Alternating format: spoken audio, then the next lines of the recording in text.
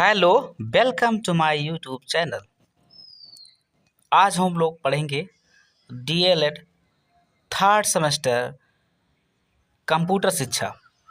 यदि आप लोगों ने बहुविकल्पीय प्रश्न को नहीं पढ़ा है तो मोस्ट इम्पोर्टेंट बहुविकल्पीय प्रश्न प्लेलिस्ट में जाकर आप देख सकते हैं या डिस्क्रिप्शन बॉक्स में आप लिंक को खोज सकते हैं। चलिए हम पढ़ते हैं। आज पढ़ेंगे हम अति लघु उत्तरीय प्रश्न DElEd UP DElEd third semester. प्रश्न और उत्तर साथ में पढ़ते चलते हैं, फटाफट रिवीजन। प्रौद्योगिकी शब्द की उत्पत्ति ग्रीक भाषा के किस शब्द से हुई है? टेक्निकोस। विश्व में इंटरनेट की शुरुआत कब से मानी जाती है? वर्ष 1969 से। इंटरनेट के मुख्य भाग कौन से हैं? टेलीफोन, मॉडेम, नेटवर्क, उपग्रह संचार, केबिन नेटवर्क। इंटरनेट की प्रमुख सेवाएं कौन सी हैं? Email, internet relay chat, telnet आदि। इंटरनेट की एक मुख्य विशेषता क्या है? इंटरनेट की सहायता से मानवीय संचार व्यवस्था को सरल, सरस व बहुउपयोगी बनाया जा सकता है। इंटरनेट का एक कार्य बताइए। विश्व के समस्त कार्य क्षेत्रों से जुड़ी जानकारियों को उपयोगकर्ताओं की खोज पर त्वरित प्राप्त करना। ईमेल क्या है? ईमेल इलेक्ट्रॉनिक मेल का संक्षिप्त रूप है। इलेक्ट्रॉनिक मेल से आशय डाक को इलेक्ट्रॉनिक माध्यम से भेजना है। एफटीपी का पूरा नाम बताओ। File transfer protocol. ये इंपॉर्टेंट है, file transfer protocol. Internet relay chat क्या है? इस सुविधा के माध्यम से एक व्यक्ति एक ही समय में हजारों लोगों से कंप्यूटर के द्वारा संचार कर सकता है। शैक्षिक संस्थान संबंधी किन्हीं दो वेबसाइटों का नाम बताइए। www.dbrau.ac.in, दूसरा www.ncrt.com।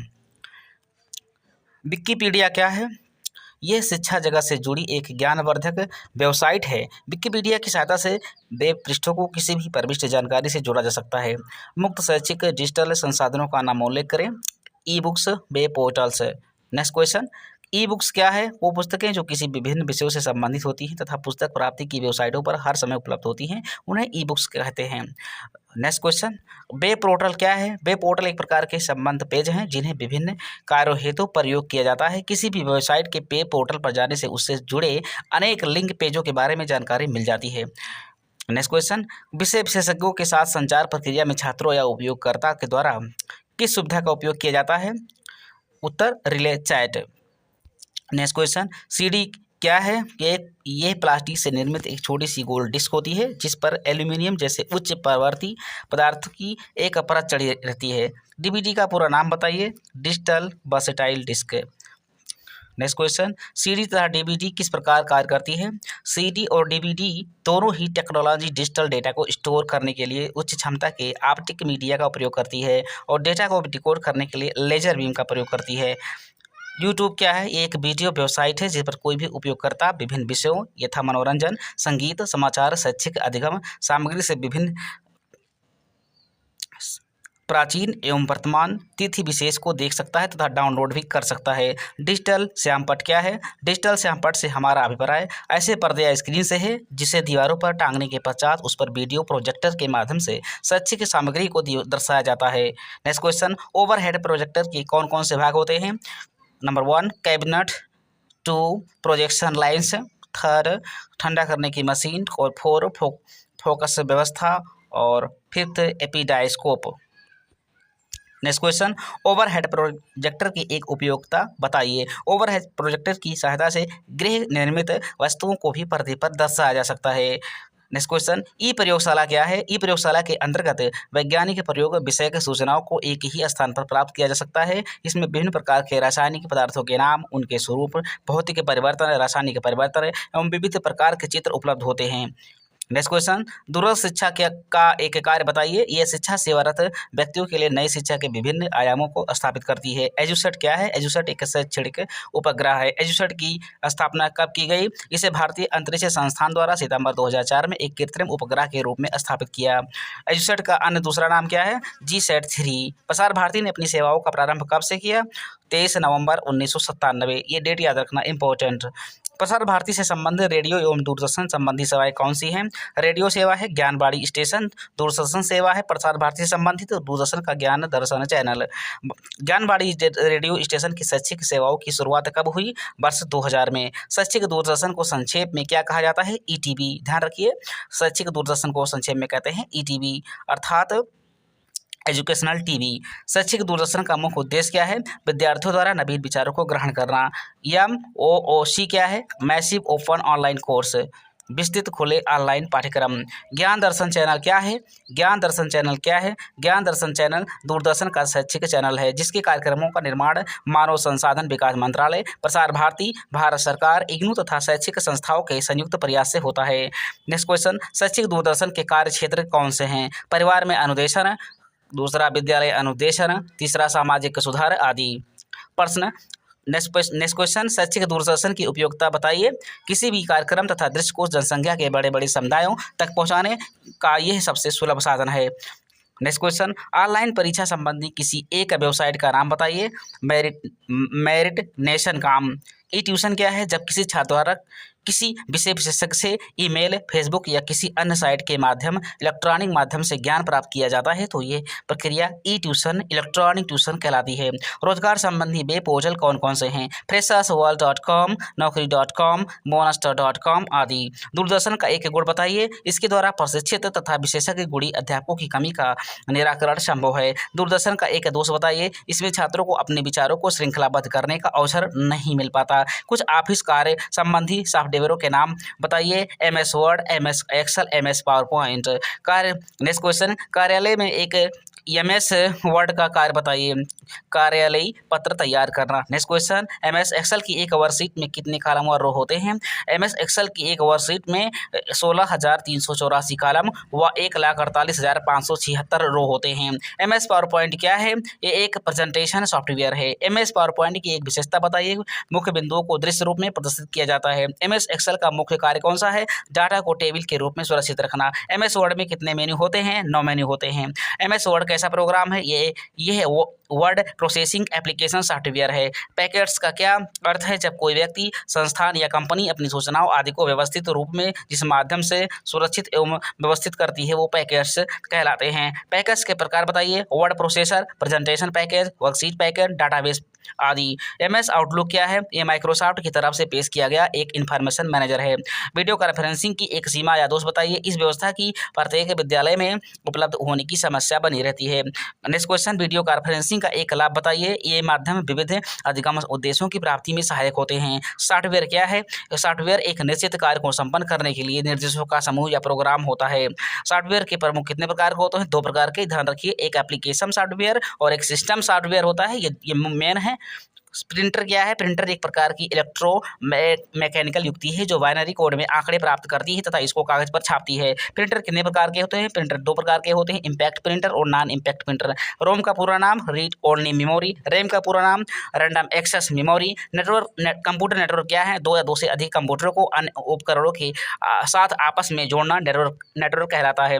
कंप्यूटर नेटवर्क कितने प्रकार के होते हैं? लैन लोकल एरिया नेटवर्क, वैन wide area network, MAN metropolitan area network.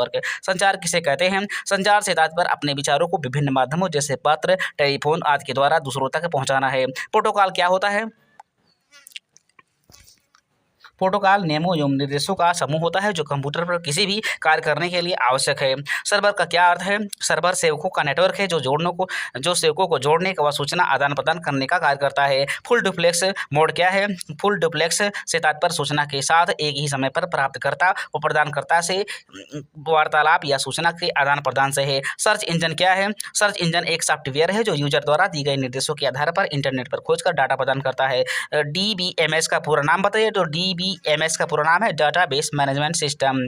Computer का आविष्कार किसने किया था? तो कंप्यूटर का आविष्कार चार्ल्स बेबेज ने किया था। कंप्यूटर की शिक्षा का क्या अर्थ है? आधुनिक जीवन में कंप्यूटर का विशेष महत्व है। जीवन के लगभग सभी क्षेत्रों में कंप्यूटर का उपयोग होता है। आज के आधुनिक जीवन में मनुष्य जन के संपर्क में कंप्यूटर की बहुत वजह से ही है। विद्यार्थी पूर्ण मनोयोग से शिक्षा प्राप्त करते हैं। आज गणना का कार्य सिर्फ कंप्यूटर की सहायता से ही संभव है। सूचना के 2 कोई गुण बताइए। सूचना में निम्नलिखित गुण होने चाहिए। अर्थपूर्णता होनी चाहिए, सूचना में विस्मयकारी होनी चाहिए, तथ्य होनी चाहिए, सूचना में पूर्ण जानकारी से सहमति होनी चाहिए, पूर्व जानकारी में सुधार होना चाहिए और संक्षिप्तता होनी चाहिए, सूचना में शुद्धता होनी चाहिए और सूचना में यथार्थता, समयबद्धता और कार्य संपादन में सहायक होनी चाहिए। भारत में इंटरनेट का विकास कब हुआ? Important question. देखिए ये सब क्वेश्चन डीएलएड थर्ड सेमेस्टर में ये प्रीवियस ईयर के क्वेश्चंस हैं और आए हुए हैं, इंपॉर्टेंट है, यू मस्ट लर्न देम। 15 अगस्त भारत में इंटरनेट सेवा का विकास कब हुआ था? तो 15 अगस्त 1995।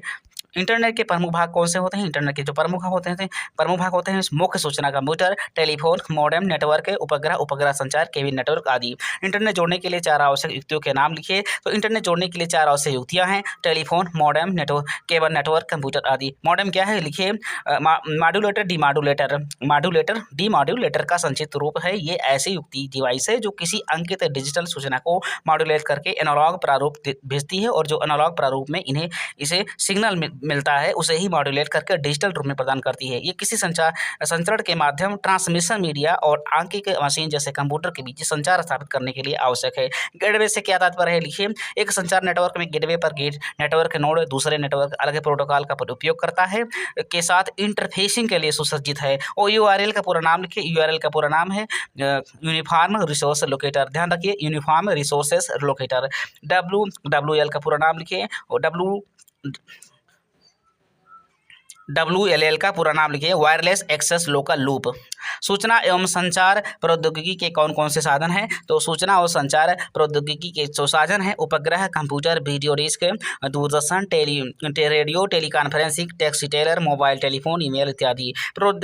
प्रौद्योगिकी से आप क्या समझते हैं? प्रौद्योगिकी या तकनीकी का अर्थ है दैनिक जीवन में वैज्ञानिक ज्ञान को प्रयोग करने की विधियाँ।